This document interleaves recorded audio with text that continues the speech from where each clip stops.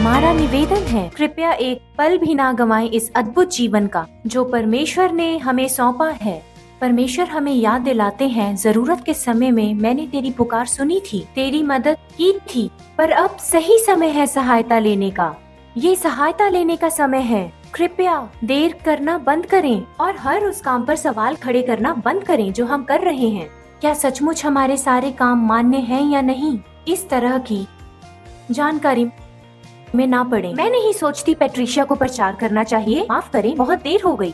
वो तो पहले से कर रही है, इसलिए उन बातों पर सवाल खड़े करना बंद करें, आगे बढ़ें और बने रहें। मैं नहीं जानती मुझे प्रचार करना चाहिए या नहीं, तो जाने, क्योंकि मेरी राय में महान आज्ञा ही अनुमति है कि संसार में जाएं और सुसमाचार प्रचार करें। और आप देखें चिन्ह और चमत्कारों को कि आप जहाँ कहीं भी जाएं चेला बनाएं, हर जगह पूरी तरह से, क्योंकि हमें यही करने की अनुमति है।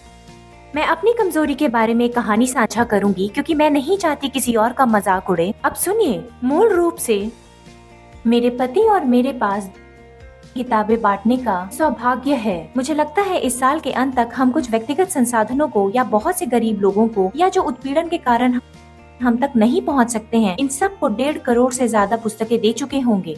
सिर्फ पिछले 6 महीनों में मैं इराक गई हूँ, मैं दुबई गई हूँ, मैं ब्राजील गई हूँ, मैं इजराइल गई हूँ, मैं मिस्र गई हूँ, मैं रूस गई हूँ, मैं कोरिया गई हूँ, मैं सिंगापुर गई हूँ, मैं वियतनाम गई हूँ, मैं ऑस्ट्रेलिया गई हूँ और अब मैं साउथ अफ्रीका जा रही हूँ। मेरे और आपके पास जो कुछ भी है, दुनिया उसके लिए कुछ भी कर सकती है। मैं और मेरे पति मानते हैं कि हमारे जीवन में परमेश्वर का वरदान किताबें लिखना है, और जो हमारे हाथ में है हम उसे लेते हैं, उसे तोड़ते हैं और परमेश्वर का धन्यवाद करते हैं और राष्ट्रों में उसे बांट देते हैं। और इसलिए राष्ट्रों में से एक राष्ट्र जहां अरबी बोली जाती है, वहां हम बहुत ही ध्यान पूर्वक और रणनीति से बीज बोते हैं। और हमारा एक अद्भुत सहकर्मी जो सीरिया में हमारे लिए पुस्तकें बांटा करता था, ISI के द्वारा मारा गया। और मैं नहीं जानती कि अमेरिका में भी लोग उसी तरह भावुक होते हैं जैसे मैं उस दिन भावुक हुई।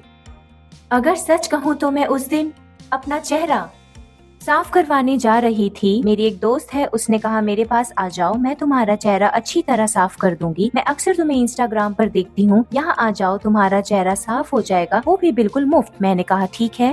खैर, मैं अपना चेहरा साफ करवाने निकल गई। मैं अपनी कार चलाते हुए एयर कंडीशनर और मसीही संगीत का आनंद लेते हुए जा रही थी।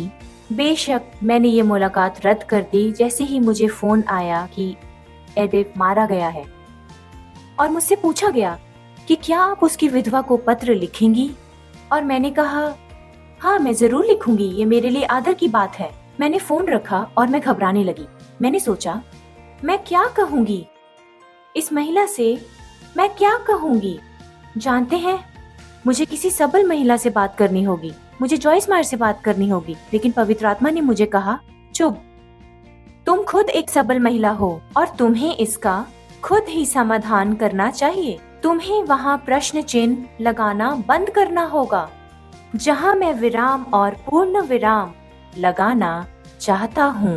तुम्हें उसके जीवन और मृत्यु के उद्देश्य को महत्व देना होगा। लीसा, ये तुम्हारे बारे में नहीं है, या तुम कैसा महसूस कर रही हो। फिर मैंने अपने एक साथी को फोन किया और कहा बॉब, मैं बहुत तकलीफ में हूँ। उसने कहा लिसा, कुछ बहुत देते हैं, कुछ सब कुछ दे देते हैं। तो चाहे ये बहुत हो या सब कुछ हो, परंतु हमें संपूर्ण होना है। यहाँ मेरी आवाज सुनने वाले बहुत से हैं जो सब देंगे, और वहाँ दूसरे हैं जो मेरी आवाज सुन रहे हैं जो बहुत कुछ देंगे। इससे कोई फर्क नहीं पड़ता कि हम आखिर में क्या देते हैं, बस संपूर्ण दिल से दें।